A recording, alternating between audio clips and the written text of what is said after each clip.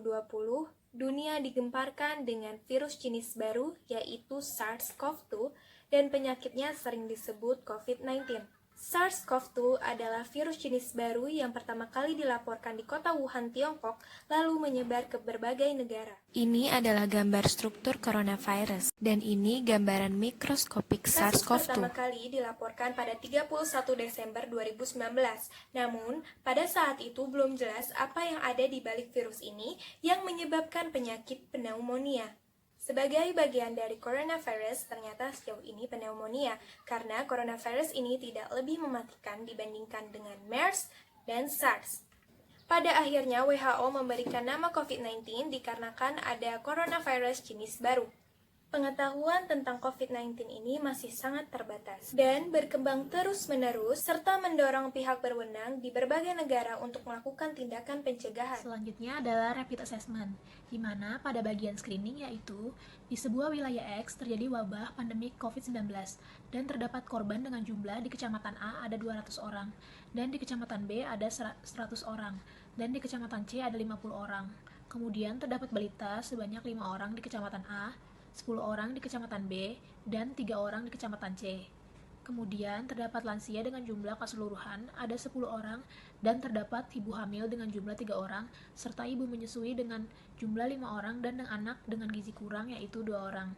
Sehingga total korban yaitu 388 orang.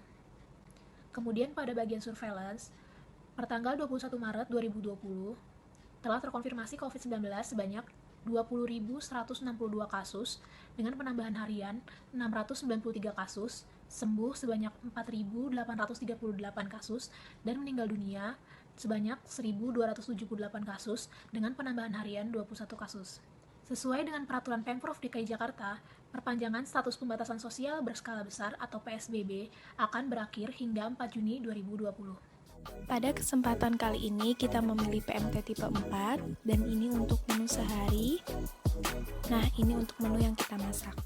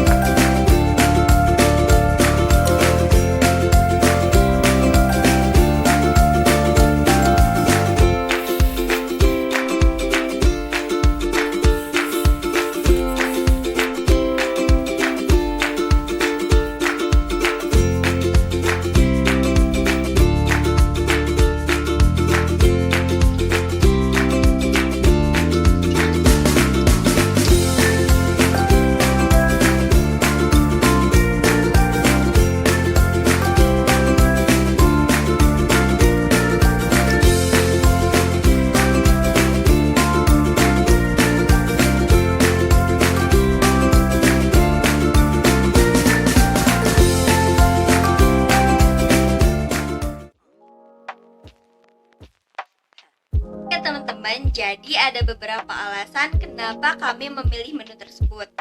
Yang pertama, karena pembuatan PMT darurat itu memfokuskan pada jenis makanan yang tinggi kalori dan tinggi protein.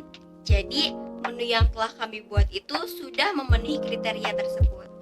Lalu yang kedua itu, karena menu yang kami buat itu proses pemasakannya cukup mudah. Jadi, saat terjadi bencana, kita tidak perlu repot-repot untuk membuat menu yang sulit, karena itu akan membuat waktu yang digunakan tidak efisien.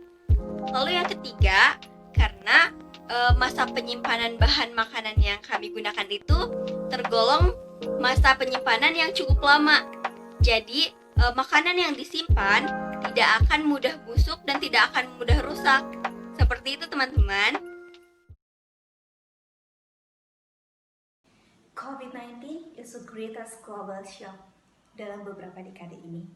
Adanya wabah pandemi COVID-19 menyebabkan banyak terjadinya perubahan di dunia ini, termasuk merubah tatanan kehidupan kita dan hingga berdampak pula terhadap masalah kondisi ekonomi dunia.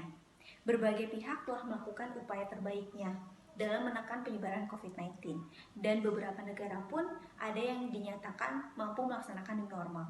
Lalu bagaimana dengan negara kita? Apa yang perlu kita persiapkan ketika pandemi COVID-19 di negara ini telah membaik dan juga kurva dari penyebaran kasus COVID-19 telah melandai? Hal yang perlu kita persiapkan ialah kita perlu meningkatkan semangat kita dalam melakukan rutinitas kita sehari-hari. Namun, kita